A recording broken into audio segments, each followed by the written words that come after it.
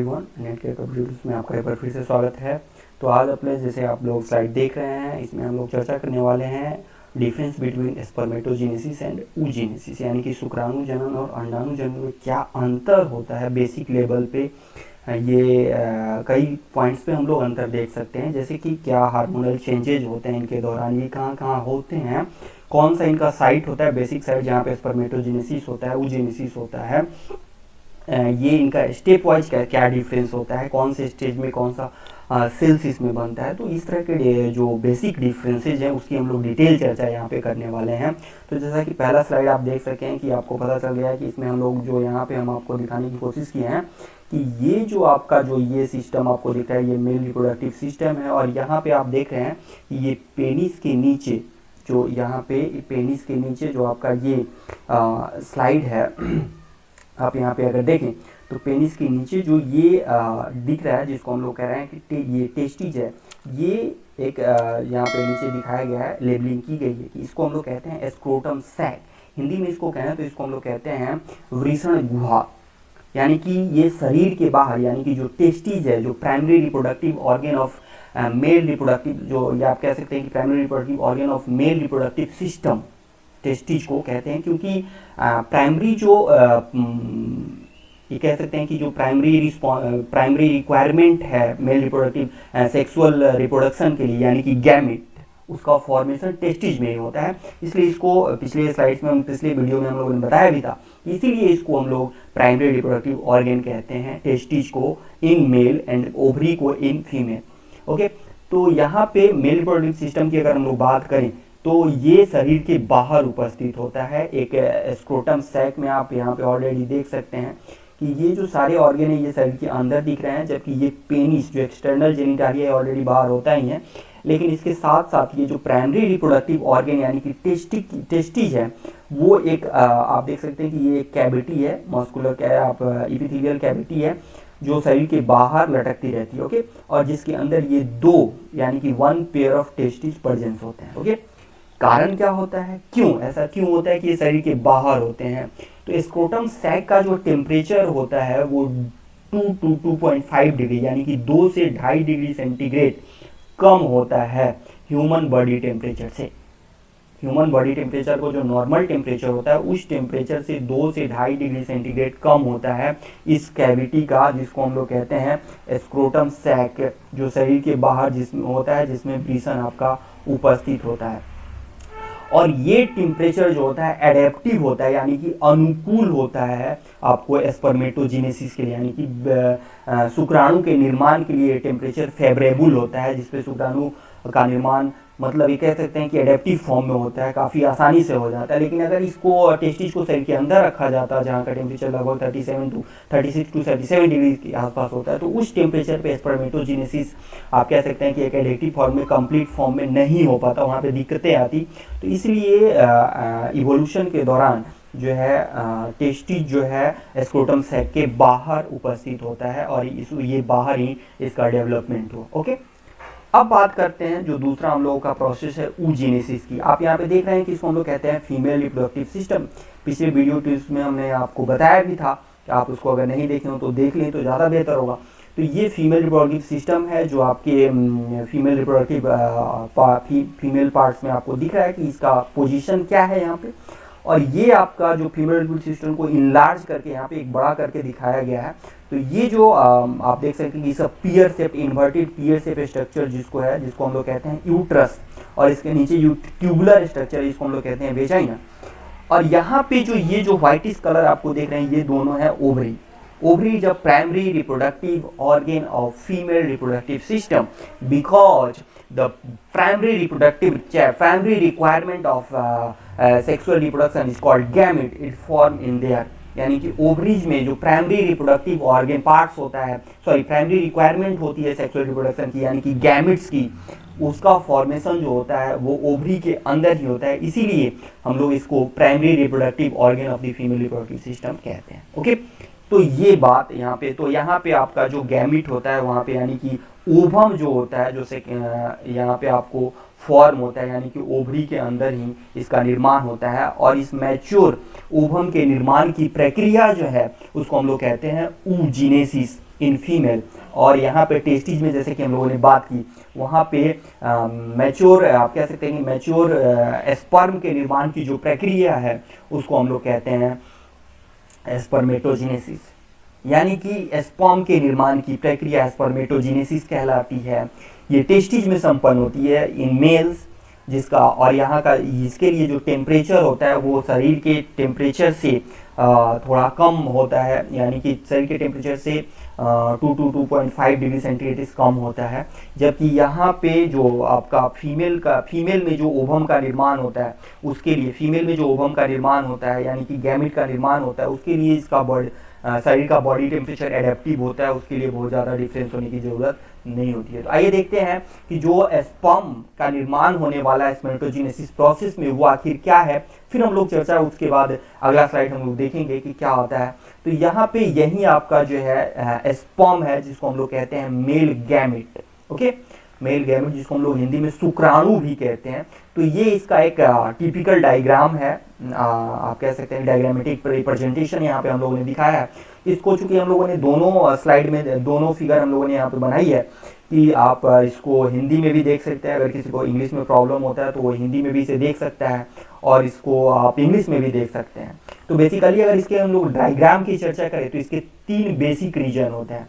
पहला रीजन जिसको हम लोग कहते हैं हेड, यहाँ पे लिखा हुआ ऑलरेडी शीर्ष या हेड, ओके, जिसमें आपका ये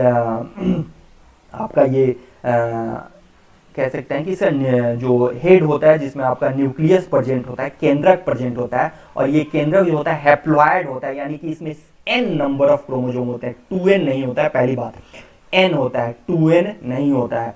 ओके, और इस हेड के ऊपर आप एक देख रहे हैं एक्रोजोम, जिसको हम लोग कहते हैं एक्रोजोम। ये एक्रोसोम यहाँ पे आप लिख सकते हैं, हिंदी में इसको कहते हैं हम लोग अग्रपिंड। ओके, तो इस एक्रोजोम में बहुत सारे एंजाइम उपस्थित होते हैं। ओके, हाइड्रोलाइटिक काफी स्ट्रॉन्ग एंजाइम होते हैं। अभी बस इतना ही जानिए कि इसमें एंजाइम होता है। अभी जो अगला स्लाइड हम लोग बात करेंगे उसमें हम बताएंगे कि इस एंजाइम का क्या महत्व होता है, क्या यूज होता है, क्यों यहाँ पे एंजाइम प्रेजेंस होते हैं। ओके, दूसरा जो ये रीजन होता है जिसको हम लोग कहते हैं नेक, यहाँ पे ऑलरेडी बताई गई है, ये नेक रीजन है जहाँ पे आपका ये सेंट्रियोल प्रेजेंस होता है। सेंट्रियोल जैसे सेल्स, आपने 11th में अगर सेल्स पढ़ा हो तो 11th में अगर आप लोगों ने सेल्स पढ़ा हो तो वहाँ पे आप लोग हमने बताया होगा यूकैरियोटिक जो कुछ सेल्स होते हैं, जो भी यूकैरियोटिक सेल्स होते हैं उनमें सेंट्रियोल प्रेजेंट होता है। तो ये जो टेल है वो इसी सेंट्रियोल्स का बना होता है, जिसमें आप देख रहे हैं कि एक पतली सी लाइन यहाँ से पास हो रही है जो यहाँ तक फाइनली यहाँ तक आ रही है। आप ध्यान से अगर देखें तो इस फिगर में आप देख सकते हैं कि सेंट्रियोल से, जो नेक रीजन में ये जो व्हाइटिश कलर का पॉइंट दिख रहा है, सेंट्रियोल से एक पतली सी लाइन जो है वो गुजर रही है और ये पूरे टेल से होकर के पास हो रही है यहाँ पे। ओके, तो ये यानी कि जो ये टेल रीजन होता है, जो पूंछ का रीजन होता है, वो सेंट्रियोल का बना होता है। तो एक चीज यहाँ पे आप लोग ध्यान रखेंगे आपको याद करने के लिए कि जो सेंट्रियोल होता है वो क्या बनाता है, स्पर्म का पूंछ बनाता है, जबकि ये जो एक्रोसोम होता है वो सेल्स के गोल्जी बॉडी से बना होता है। तो ये चीज आप लोग यहाँ पे याद रखेंगे कि जो एक्रोसोम होता है वो गोल्जी बॉडी से बना होता है, गोल्जी काय से बना होता है, जबकि जो आपका पूंछ होता है वो सेंट्रियोल से बना होता है। ओके, तो ये चीज यहाँ पे आप ध्यान रखेंगे। दूसरा रीजन हम यहाँ पे आपको बता दें कि एक नेक से ये जो पहले का आप लोग रीजन देख रहे हैं, नेक के बाद का ये जो रीजन देख रहे हैं ब्रॉड रीजन, जिसको हम लोग मिडिल पीस कहते हैं। ओके, तो इस मिडिल पीस में 15 से 20, ये नंबर आप लोग याद रखेंगे, लगभग 15 से 20 माइटोकॉन्ड्रिया यहाँ पे उपस्थित होती है। यहाँ लिखा गया है माइटोकॉन्ड्रिया, ये रॉड शेप्ड स्ट्रक्चर आप देख रहे हैं, ये तिरछा जो दिखाया गया है। तो इस मिडिल पीस में लगभग 15 से 20 माइटोकॉन्ड्रिया मौजूद होते हैं। और यहाँ पे लिखाया गया है कि ये माइटोकॉन्ड्रिया जो होते हैं तैरने के लिए ऊर्जा का स्रोत होते हैं।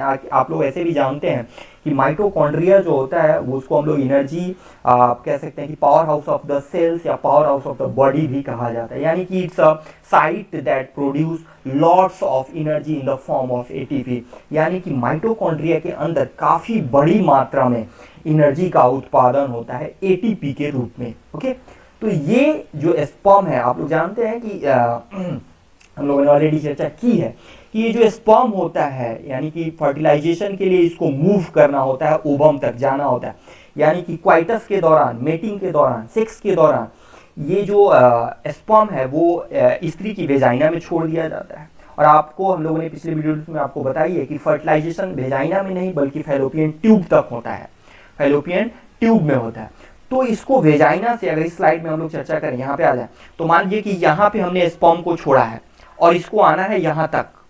अगर फिगर आप ध्यान से देखें तो स्पर्म को हमने यहाँ छोड़ा है और इसको आना है यहाँ तक, तो इसको यहाँ से पूरा इतना जो रास्ता है इसको मापना होगा, यानी कि यहाँ से यहाँ तक इसको रास्ता तय करना पड़ेगा।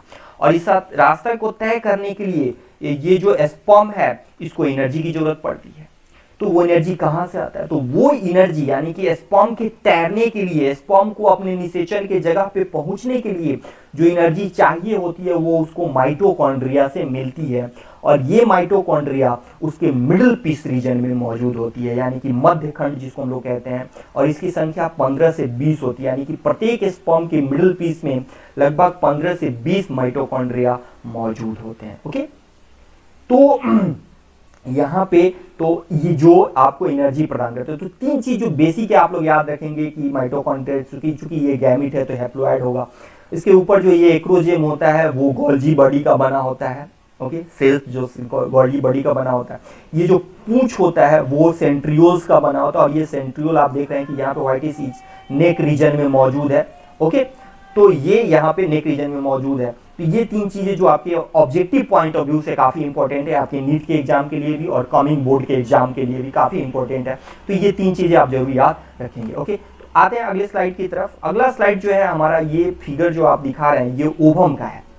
ओवम यानी कि फीमेल गैमेट। पिछले क्लास, अभी जो पिछला ये जो था स्पर्म था यानी कि मेल गैमेट, और ये हो गया आपका फीमेल गैमेट। क्योंकि इन्हीं दोनों की चर्चा हम लोगों को करनी है, यानी कि स्पर्मेटोजेनेसिस में, शुक्राणु जनन प्रक्रिया में शुक्राणु का निर्माण होता है, यानी कि स्पर्म का निर्माण होता है, जबकि अंडाणु जनन प्रक्रिया यानी कि oogenesis में अंडाणु यानी कि ओवम का निर्माण होता है। तो मेरी प्रायोरिटी पहली बनती है कि हम आपको सबसे पहले ये बताएं कि ये स्पर्म और ओवम होता क्या है। तो स्पर्म को जैसे हम लोगों ने अभी डिटेल चर्चा कर ली है। अब ये आता है आपका, जो ये स्लाइड आपको सामने दिखाई दे रहा है वो है आपका ओवम। जान लेते हैं ओवम क्या है, फिर देखेंगे कि स्पर्म का या ओवम का निर्माण कैसे होता है, फिर देखेंगे कि इनमें डिफरेंस कैसे क्या होता है, बेसिक डिफरेंस इन दोनों में क्या है। ओके, तो अगर ओवम की हम लोग चर्चा करें, ओके, तो आप देख रहे हैं कि ओवम जो होता है ये मल्टीपुल, जो ये काफी स्ट्रॉन्ग एक लेयर देख रहे हैं जो मल्टीपुल सेल से बना होता है, इसको हम लोग कहते हैं कोरोना रेडियाटा। कोरोना, सबसे पहले लेयर्स की बात, कोरोना रेडियाटा। उसके नीचे जो ये व्हाइटिश लेयर आप देख रहे हैं ये है जोना पेलुसिडा। जोना पेलुसिडा, इसकी हिंदी यहाँ पे दी हुई है, ऑलरेडी आप देख सकते हैं, जोना पेलुसिडा। जोना पेलुसिडा के बाद जो एक लेयर आता है इसको हम लोग कहते हैं वाइटिलाइन मेम्ब्रेन। यहाँ पे नहीं दिखाई गई है, वैसे ये जो ब्लू वाली लेयर है इसको हम लोग कहते हैं वाइटिलाइन मेम्ब्रेन। याद रखेंगे या नोट डाउन कर लेंगे, वाइटिलाइन मेम्ब्रेन। और इस ये तीनों जो लेयर है एक साइटोप्लाज्म को घेरे होते हैं, जिसमें प्रेजेंस होता है आपका न्यूक्लियस। ओके, ये न्यूक्लियस सेकेंडरी oocyte के फॉर्म में रहता है। और जैसे ही निषेचन होता है, यहाँ पे जो फर्स्ट पोलर बॉडी दिखाई गई है, फर्स्ट पोलर बॉडी जो निषेचन के बाद जो, यानी कि पहला ये जो सेकेंडरी oocyte है इसमें पहले पोलर बॉडी का निर्माण हो गया है, और जैसे ही निषेचन होता है दूसरा पोलर बॉडी जो है वो भी रिलीज हो जाता है। अगले साइड में आप लोग देखेंगे ये जो साथ में ये जो दिखाई गई है ये आपका स्पर्म है जो अभी पहुंचना चाह रहा है, यानी कि निषेचित करना चाह रहा है आपके इस ओवम को। ओके, तो पिछले जो स्लाइड था हमने बताया था कि एक्रोसोम हेड में मौजूद होता है, ये वाला रीजन जो हमने आपको बताया था। हमने बताया था कि इसमें बहुत सारे एंजाइम होते हैं, और बताया था कि अभी हम लोग बताएंगे क्या होता है। तो ये जो एंजाइम होते हैं वो एंजाइम इसी लेयर को, ये जो कोरोना रेडियाटा है, इसको ब्रेक करने के लिए मौजूद होते हैं। तो जैसे ही स्पर्म इससे टकराता है तो उसके जो एक्रोसोम है वो फट जाते हैं, और फट करके इस कोरोना रेडियाटा को जो है तोड़ देते हैं, जिससे जो इस ओवम का जो डेवलपमेंट है वो आसानी से हो जाता है एज अ जाइगोट या एम्ब्रियो के फॉर्म में। ओके, तो इस कोरोना रेडिएटा का टूटना जरूरी होता है, और ये सिर्फ सिंगल आप कह सकते हैं कि सिर्फ सिंगल स्पर्म से नहीं टूटता है, बल्कि आप देख रहे हैं मल्टीपल स्पर्म यहाँ पे टकराते हैं। फर्टिलाइजेशन सिर्फ एक ही से होता है, जो सबसे पहले ओवम से टकराता है वो फर्टिलाइजेशन करता है, और बाकी जो स्पर्म आते हैं वो इस कोरोना रेडिएटा को तोड़ने में मदद करते हैं। ओके, अब हम लोग चर्चा करें तो हमने अभी बता दिया कि स्पर्म क्या होता है, शुक्राणु क्या होता है, अंडाणु क्या होता है यानी कि ओवम क्या होता है, किस फॉर्म में वो रिलीज होता है। तो सेकेंडरी oocyte के फॉर्म में लीजिए। अब बात करते हैं कि इनका स्पर्मेटोजेनेसिस कैसे होता है, फिर देखेंगे कि oogenesis कैसे होता है, और फाइनली हम लोग देखेंगे कि आपका इन दोनों में बेसिक डिफरेंस क्या है। ओके, तो शुक्राणु जनन की हम लोग बात अगर करें तो यहाँ पे आप देख रहे हैं कि जैसे ही शुरू पे आपको दिखाया गया है कि यौना आरंभ हो रहा है। जैसे ही यौना आरंभ, एक खास पीरियड लगभग 12 वर्ष माना जाता है कि जैसे ही युवाओं में एक ह्यूमंस के मेल्स में जैसे ही खास समय के बाद उसका यौना आरंभ शुरू होता है, तो उस समय शुक्राणु जनन की प्रक्रिया शुरू होती है। ओके, पहली जो शुक्राणु होती है प्रतिकोशिका, जिसको हम लोग कहते हैं स्पर्मेटोगोनियम, ये डिप्लॉयड होता है, यानी कि 46 क्रोमोसोम मौजूद होते हैं, यानी कि 2n क्रोमोसोम मौजूद होते हैं, और इसमें आपका माइटोटिक डिवीजन होता है, सूत्री विभाजन, समसूत्री विभाजन जिसको हम लोग कहते हैं। ओके, माइटोटिक डिवीजन होता है, समसूत्री विभाजन इसको हम लोग कहते हैं। इससे इसका तो नंबर बढ़ता ही है, साथ ही प्राइमरी oocyte भी बन जाता है। ठीक है, ये प्राइमरी oocytes बन जाता है, और ये प्राइमरी oocyte जो है, ओके, प्राइमरी oocyte बन जाता है, जिसको हम लोग स्पर्म मदर सेल्स भी कहते हैं, यानी कि शुक्राणु मातृ कोशिका, शुक्राणु मातृ कोशिका, प्राथमिक oocyte। ये भी आपका 2n फॉर्म में होता है, याद रखेंगे, ये भी आपका डिप्लॉयड होता है, यानी कि प्राइमरी oocyte भी डिप्लॉयड होता है। और इसी में अर्धसूत्री विभाजन का, जैसे पिछले वीडियो में हम लोगों ने ऑलरेडी चर्चा की थी कि अर्धसूत्री विभाजन जो होता है वो यानी कि मियोटिक डिवीजन 2 फेज में होता है, मियोटिक डिवीजन 1, मियोटिक डिवीजन 2।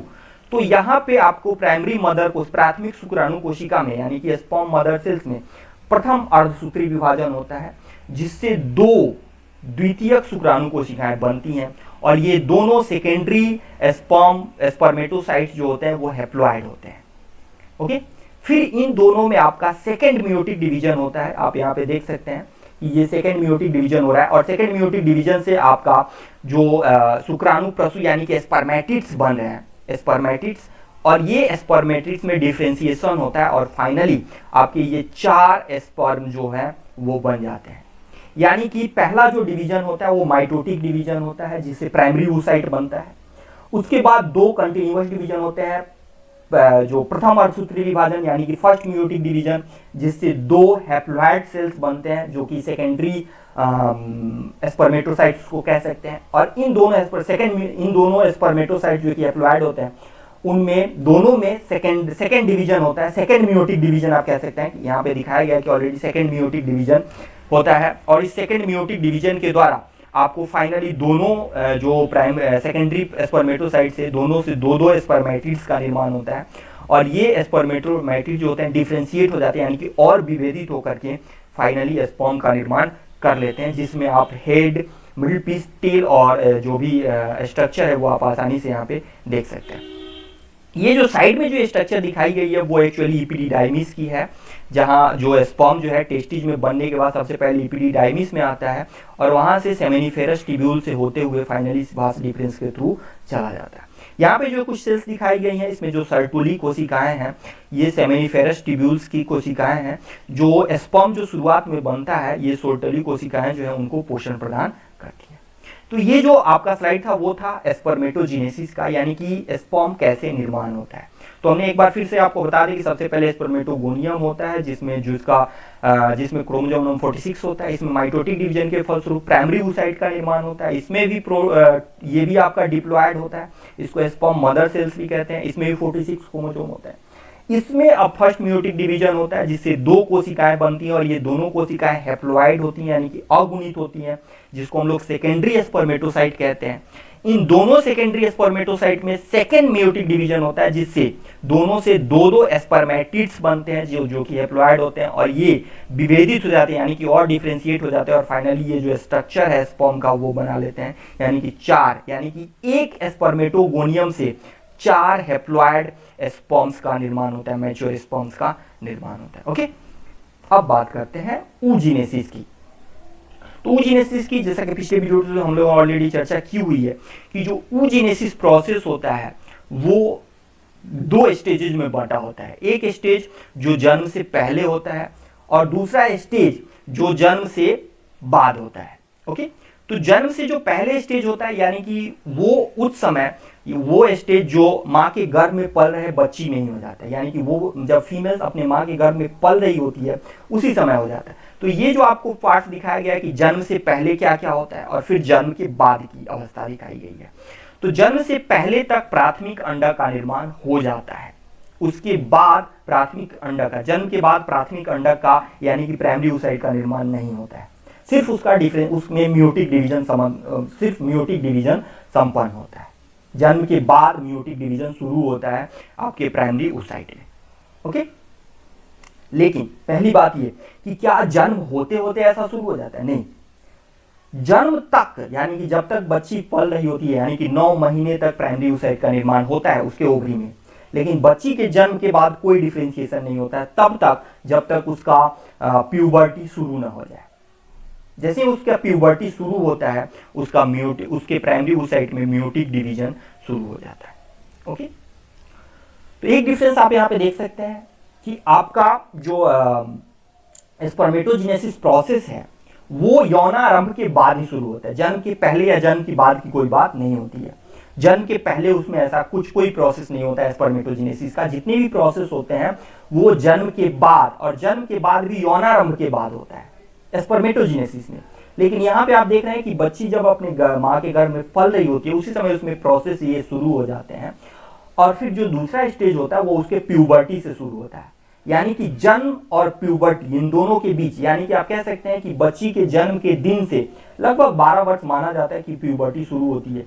जन्म के पहले दिन से 12 वर्ष तक oogenesis का कोई प्रोसेस उसमें नहीं होता है। ओके, और जन्म के बाद ठीक है, तो आप ये जो oogenesis प्रोसेस है इसको कंप्लीटली हम लोगों ने पिछले वीडियो में ऑलरेडी चर्चा की हुई है, आप देख सकते हैं। ये सिर्फ स्लाइड हमने आपको बताया था बेसिक डिफरेंस बताने के लिए, फिर हम लोग दूसरा स्लाइड अभी देखेंगे कि बेसिक डिफरेंस इन दोनों में क्या होता है। ओके, तो यहाँ पे हमने आपको बताया कि जो जन्म के बाद जब प्यूबर्टी उसकी शुरू हो जाती है तो उसके प्राइमरी oocyte में यानी कि स्पर्म मदर सेल्स में फर्स्ट म्यूटिक डिवीजन शुरू होता है, सेकेंडरी oocyte बनता है, फिर सेकेंड म्यूटिक डिवीजन होता है, और ये सेकेंड म्यूटिक डिवीजन जो होता है जैसे ही स्पर्म टच करता है इस ओवम को वैसे ही सेकेंड म्यूटिक डिवीजन शुरू हो जाता है, मतलब संपन्न हो जाता है, और फाइनली जाइगोट का ओवम बनता है और ओवम फर्टिलाइज होकर के जाइगोट बना लेता है। यहाँ पे ऑलरेडी जो दिखाई गई है आप देख सकते हैं यहाँ से।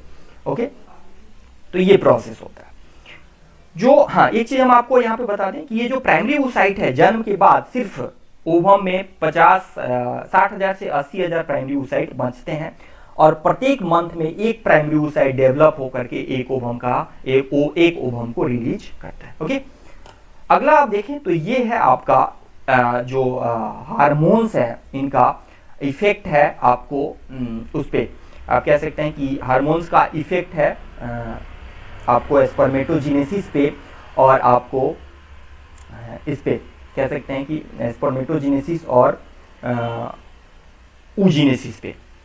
तो स्पर्मेटोजेनेसिस पे अभी बेसिक डिफरेंस आप यहाँ पे देख सकते हैं कि बेसिक डिफरेंस दोनों में बेसिकली क्या होता है। सबसे पहली बात करें तो जो स्पर्म की बात अगर हम लोग करें तो इसमें नर जनन अंग स्पर्म जो होता है, यहाँ पे आप देख सकते हैं कि ये जो स्पर्मेटोजेनेसिस जो होता है ये नर जनन अंग में शामिल होता है, नर जनन, जबकि ये जो मादा रिप्रोडक्टिव ऑर्गन्स में होते हैं। ओके, ये जो नर जनन कोशिका से इसका निर्माण होता है जिसको हम लोग शुक्राणु कहते हैं, जिससे शुक्राणु का निर्माण होता है जो कि नर जुग्मक या स्पर्म कहलाता है। ओके, इसमें जो हार्मोन इफेक्टिव होता है वो टेस्टोस्टेरोन हार्मोन इफेक्टिव होता है, जबकि यहाँ पे एग सेल इसको हम लोग कहते हैं फाइनली जो अंडाशय में निर्माण होता है, जबकि इसका निर्माण आपको वृषण में होता है और इसका निर्माण आपको अंडाशय में होता है।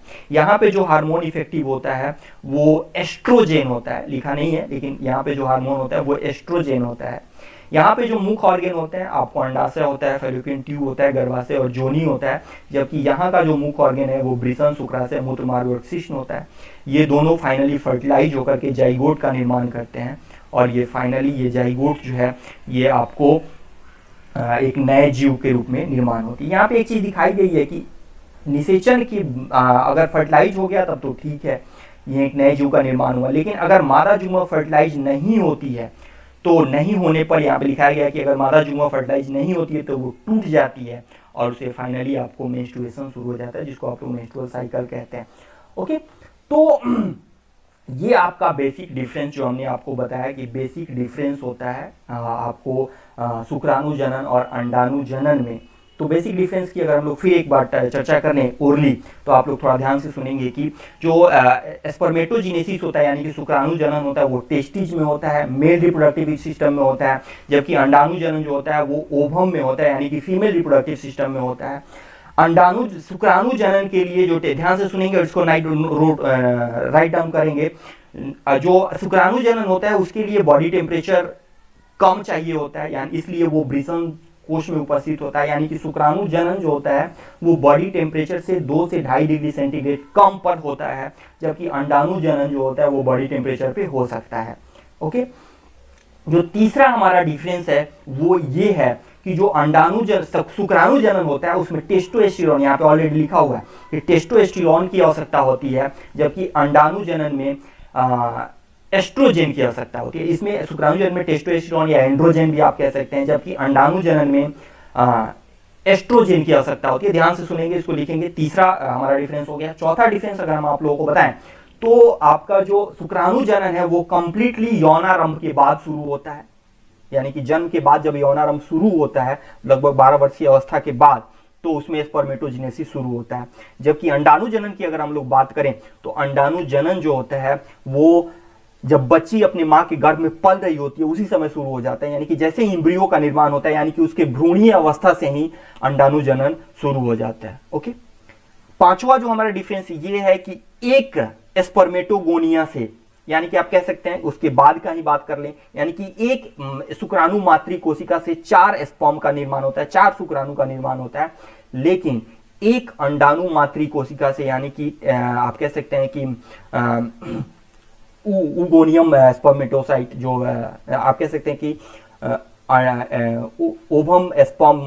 ओवम मदर सेल्स से सिर्फ एक का निर्माण होता है, यानी कि एक अंडाणु मातृ कोशिका से एक ही अंडाणु का निर्माण होता है, जबकि एक शुक्राणु मातृ कोशिका से 4 शुक्राणु का निर्माण होता है। तो ये 5 जो है बेसिक डिफरेंस हैं आपको अंडाणु जनन और शुक्राणु जनन प्रक्रिया में।